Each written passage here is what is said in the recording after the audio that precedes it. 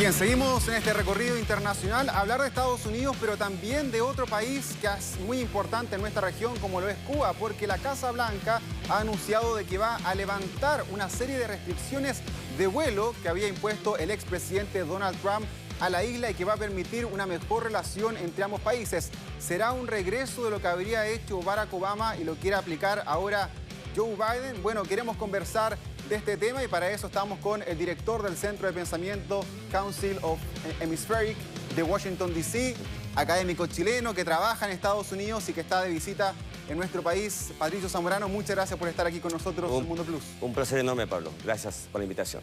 Bueno, ¿qué es lo que te llama la atención a ti de este nuevo acercamiento que está queriendo tener Estados Unidos con Cuba cuando justamente en los días anteriores se había marcado un nuevo momento de tensión? Recordemos que la próxima semana comienza en Estados Unidos la Cumbre de las Américas, que es esta reunión internacional de los presidentes de la Organización de Estados Americanos, donde Cuba se estaba restando y justamente ahora Estados Unidos da una nueva señal de acercamiento. ¿Quiere hacer que Cuba vaya a este evento internacional o qué es lo que pretende realizar el presidente Biden? Bueno, eso es un buen tema el que planteas porque este boicot a Cuba, la consecuencia principal fue el boicot de otros países que no querían ir. Si Cuba estaba fuera de esa cumbre, el caso de Venezuela, Nicaragua y otros. Entonces el continente, incluyendo el presidente de México, reacciona de una manera bastante negativa. Pero sí te quiero decir que en cuanto a lo de Cuba, claro, vienen este alivio de restricciones luego de un proceso que se consideraba histórico, que el propio Biden vivió como vicepresidente de Barack Obama,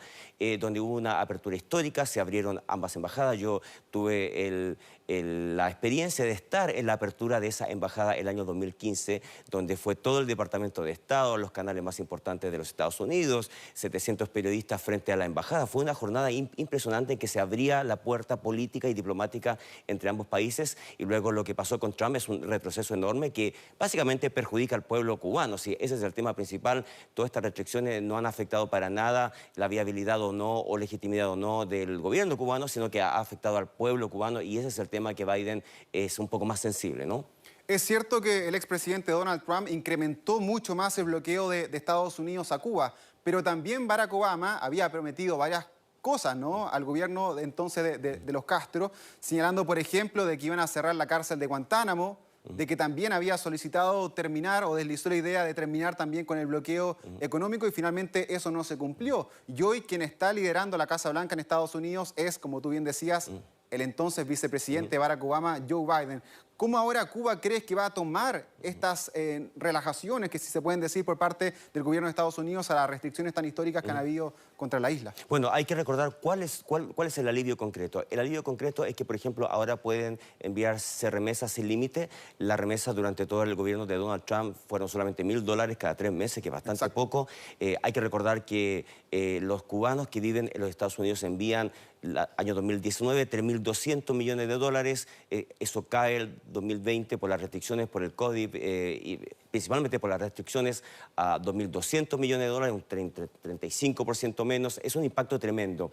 Esas restricciones van a aliviarse de una manera importante, y también el tema para que los cubanos estadounidenses viajen a la isla. También habían restricciones para eso, e incluso se pueden enviar remesas a gente que no está relacionada como familiar.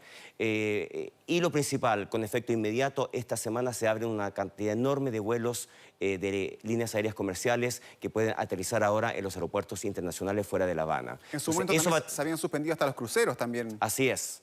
Entonces, yo te diría que el tema de los vuelos va a tener un efecto inmediato. Hay un intercambio, había un intercambio bajo Obama extremadamente rico, la frontera totalmente abierta, un intercambio comercial, educacional.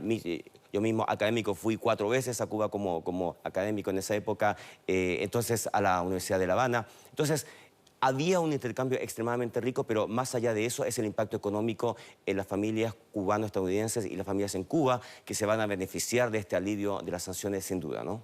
Ahora, lo que dicen también muchos cubanos que son disidentes o que son opositores justamente del gobierno de hoy de Miguel Díaz-Canel, dicen, bueno, Estados Unidos está yendo en la dirección incorrecta porque ellos deberían seguir presionando a este gobierno para generar un cambio finalmente de régimen en Cuba. Y lo hemos visto exponencialmente durante estas manifestaciones históricas que se han realizado en La Habana, ¿no?, pidiendo mayor democracia, mayor libertad.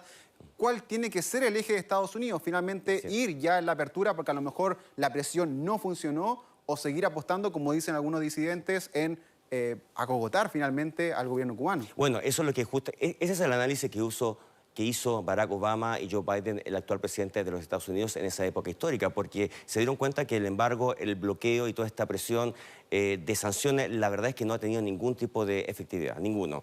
El gobierno cubano sigue ahí, hay un proceso histórico que no se ha detenido nunca. Cuba ha pasado por unos procesos de crisis económico gravísimos que ningún otro país, yo creo, hubiera aguantado.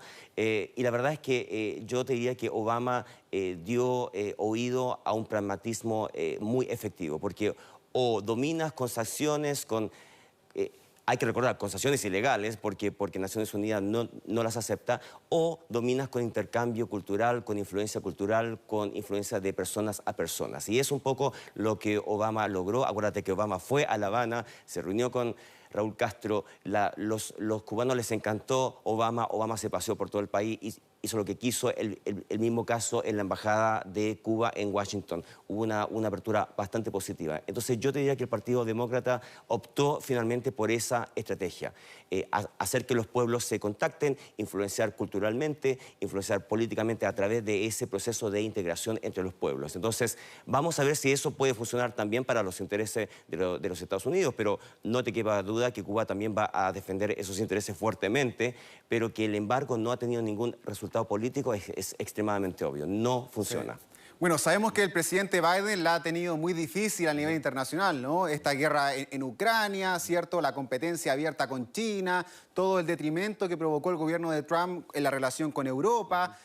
¿Cierto? El tema de Afganistán. Ha sido muy complejo para Biden manejar la agenda internacional, pero hemos visto muy poquito en cuanto a América Latina. A lo mejor aquí el barrio, la región esperaba un mayor impulso teniendo al presidente Biden y teniendo en consideración que Obama también se acercó en la última parte hacia América Latina. ¿Cómo proyectas tú el gobierno de Biden en los años que quedan en esta relación con América Latina? ¿Cuánto va a influir esta cumbre de las Américas donde ellos van a jugar de local en la ciudad de Los Ángeles, donde van a ir todos los presidentes, incluyendo el de Chile, Gabriel Boric, la próxima semana? Y si este guiño que le hace a Cuba también podría acercar al resto de los latinoamericanos. Sí, tú tienes toda la razón en cuanto a eso, porque la política exterior de Biden ha sido muy, muy débil, especialmente hacia América Latina. Han habido errores importantes, se ha un poco reparado mucho del daño que hizo Donald Trump y Estados Unidos se unió nuevamente a la Convención de Kioto, al tema medioambiental, muchas de las comisiones como por ejemplo la Organización Mundial de la Salud, se reunió nuevamente, se hizo parte,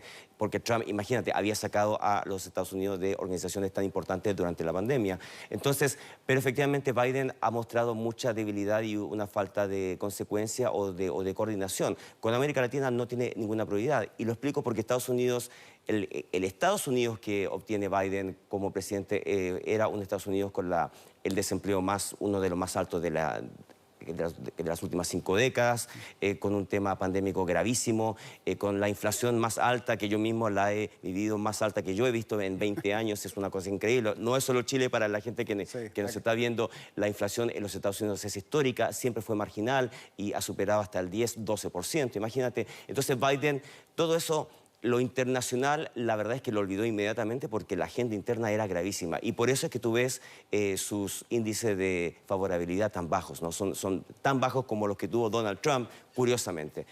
Ahora se ha recuperado el empleo, hay mucho más dinero circulando, pero el tema de la inflación sigue grave. Así que te lo puedo asegurar que Biden, el tema internacional no es prioridad y por eso es que lo podemos ver desde América Latina, ¿no? Bueno, vamos a ver si da finalmente un guiño más a América Latina y que esta cumbre se va a jugar. Hay un rol, yo creo que importante con el resto de los mandatarios. Y por último, Patricio, también consultar por el gobierno hoy en Cuba, que como decía lo está manejando Miguel Díaz-Canel, para muchos un delfín también de los Castro, pero durante mucho tiempo con quien negoció Estados Unidos en la Casa Blanca fue justamente con Fidel y con Raúl. Hoy ven a un nuevo exponente, a Miguel Díaz-Canel, que como te decía ha tenido que también sufrir los embates de este despertar de la ciudadanía, de la oposición por parte de Cuba con estas manifestaciones.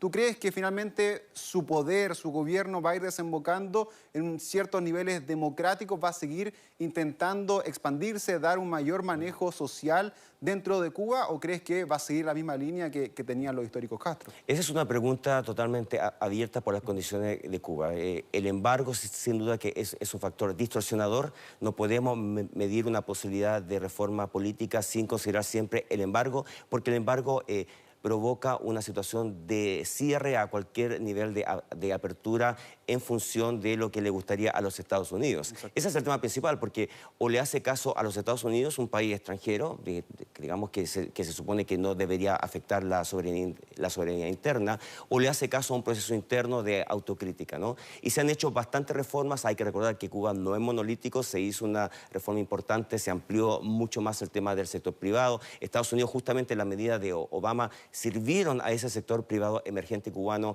especialmente la parte turística, tuvo un impacto enorme.